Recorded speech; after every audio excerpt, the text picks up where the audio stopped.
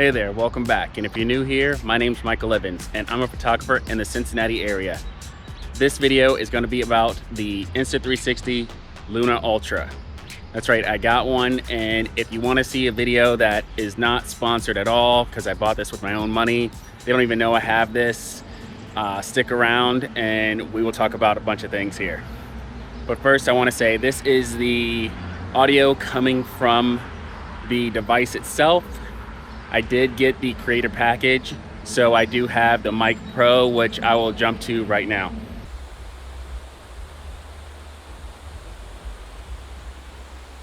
This is with the Mic Pro added to the camera. So I have it connected.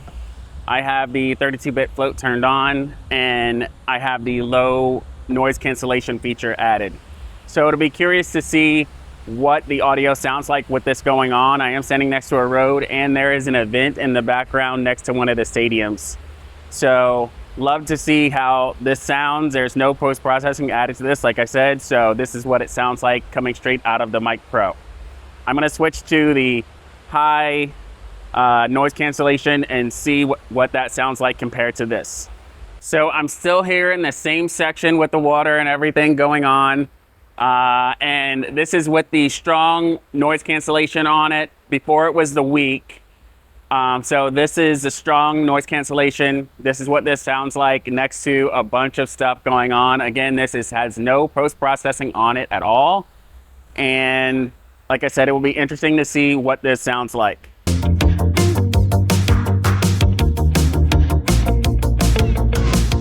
So now that I've moved away from all of the noise that was happening over there, I am still on the Mic Pro, but I wanted to get to the meat of what this video is going to be about, and that's talking about the Luna Ultra.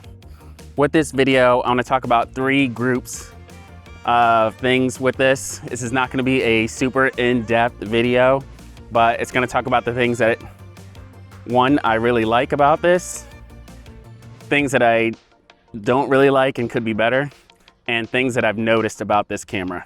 I want to say that this is footage from this gimbal without any ND filters. I haven't had a chance to get any. I've only had it for 3 days, and there are not a lot of companies that make them, and also Insta360 is not selling them on their website. So I don't know when that's going to happen, but that is just something that I want to note for this video. This is something that I've just noticed with using this gimbal is the audio on this gimbal. When you're reviewing the footage that you've shot, the speaker is pretty decently loud, which was a kind of surprise to me. So that's something that I just noticed, but we'll talk about first the things that I like about this camera.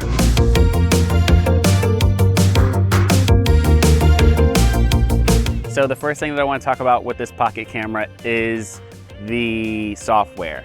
I've had this camera for about 2 days. When I initially got it, I set it up, there was an update, I did that, and then the very next day there was another update, which tells you that they are putting out updates to try to make this the best thing that they can. And I hope that they're listening to the creators that are using this so we can give them feedback and make this an amazing product. So now we can talk about the things that I really like about this camera and some of the accessories that it comes with. So basically the carrying case that comes with this camera is really awesome, and it gives you a sense of protection for your device, making sure that it's going to be okay when you're traveling. The next thing that I want to talk about is the grip on the camera itself. I really love how the screen, the little monitor, has these little areas right here that angle in, which enables you to get a nice little grip without it being straight. And then also this area on the back of the camera, this is where the front speaker is, that sticks out just a little bit, which gives your finger something to hold on to, which gives you a really good grip onto this gimbal. The next thing is the 2 customizable buttons right here. These buttons are really cool because you can have a single press and a double press, which go to 2 different options for each button. For me, I have the single press on this side to rotate the camera to selfie mode, and then the double press is for barrel roll Not sure how much I will use that, but we'll get to that a little bit later. And on this one, it is to lock the camera in view.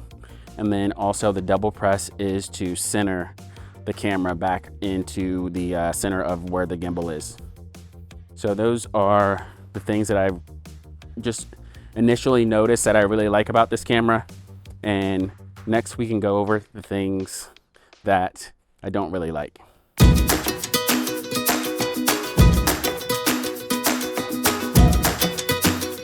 So now we can talk about the things that I don't really like or things that could be better. First off, let's talk about the big elephant in the room, maybe, and that it is vertical content is shot in 3K. Not sure if that is something that really matters, to be honest, because all vertical content is in 1080p, at least as far as I know. Maybe you can correct me if I'm wrong, but when you upload stuff to social media in a vertical format, it's coming out in a 1080p format, and 3K should be enough. It's taking it from the 8K sensor, so I'm sure cutting that sliver out is making it the highest resolution that they can do, which is probably 3K. Since we were talking about those custom buttons before, when we're talking about the things that I don't necessarily like or could be better, it's the custom buttons. They are very limiting. There's only 5 or 6 things that you can customize these buttons to. And sure, there could be definitely a lot of other things that you can do, but that's why I have barrel roll as one of the options, even though I probably am not going to use it a ton, because the other options just didn't seem like something that I would want to use. So this is what it looks like when you use one of the features called time shift. It's a pretty neat feature and definitely something that I like and I definitely want to use more of. And hopefully it doesn't end up feeling like a gimmick. The third thing that is something that I don't like, but also not a deal breaker, and that is that the time shift, which I just showed you, and the time lapse feature, where when you sit the camera down and you just let it view something, is not in vertical. You can't shoot it in vertical as far as I know. I looked in the settings to see if it was something that maybe I was missing. I couldn't find it, but yeah, leave a comment below if that's something that you found, but I couldn't make it in a vertical orientation.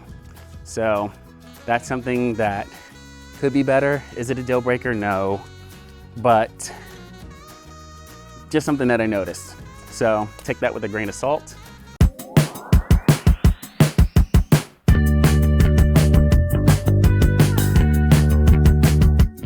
So let's talk about the things that I noticed about this gimbal that I didn't know previously.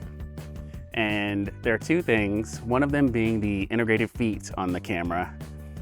They are nice to have, but not really stable. I would not use them, I don't think. I did buy some small little feet for this camera, so I could have something a little bit more stable and make me feel more confident in using the gimbal on a flat surface. The second thing is I noticed that the detachable screen loses battery first or more than the camera itself. Even if you never detach it, the screen battery is always less than the gimbal battery. Just something that I noticed. I'm not sure how well that plays into the battery life or what happens when it gets too low or whatnot, but just something that I noticed and I wanted to call out. Editing Michael here. I wanted to bring up one more thing, and that is when I pulled the remote off of the device itself, it was saying that it had a weak signal. I'm not sure what exactly prompted that. I was 6 inches, less than a foot away from the camera itself with the remote in my hand. It was saying that there was a weak signal. This does drop the frame rates on the screen, but it says that it's uninterrupted with the actual footage because that is recording to the device. I'm not sure if this is a firmware update thing that they can fix, but just wanted to note that that happened to me 3 out of the 4 times that I removed the screen from the camera, and I didn't walk away. I was literally 1 foot away, holding the camera in one hand and holding the remote in the other one. So just a note, and yeah, that's pretty much it. Now that we've talked about the 3 things, which are the things I like, the things I don't like could be better, and the things that I've noticed about this camera, let's talk about the different shooting modes. We can start off with the photos. I really like how easy it is to take a photo with this, and the option of having 2 lenses and all the different focal lengths that it offers is really cool. Next, we have the video mode, which all the clips in this video, besides a couple, are shot with this camera. So that's what the video looks like. I want to try some of the filters, so let's switch to those. This is the Leica Lux Natural, Vivid, and Chrome. The Leica Lux don't give you an option to set the intensity, but all the other ones do. Now to the native Insta360 looks. This is positive film, negative film, CC film, NC film, fresh, and this is the last Leica look, cinematic. All of these have been set to the high intensity. And this is with the iLog footage. The next recording format is for pure video, so we'll cut to a night scene right now.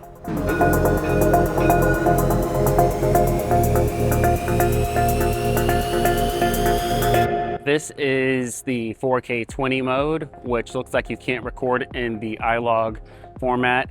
It records in a standard format.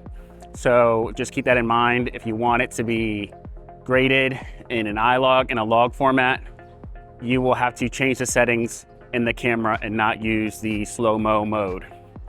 So next we can talk about the next feature, recording mode, which is time-lapse.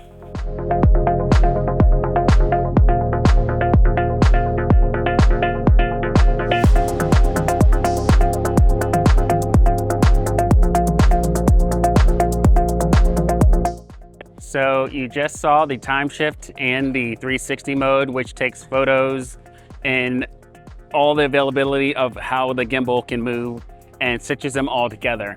But you cannot view that on device, you have to view it in the app. So curious to see what that looks like.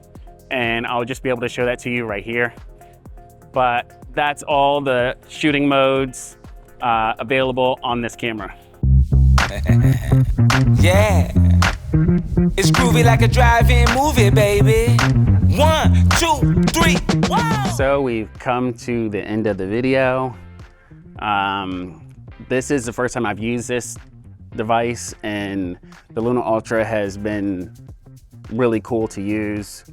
I haven't seen any of the footage from this, so excited to see what that looks like.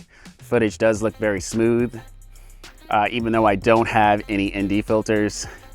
All the footage in this video was shot with the Luna Ultra, except for when I was showing the device itself. I was using the Action 6, which is the first time I've used the ND filters for that, so curious to see what that looks like.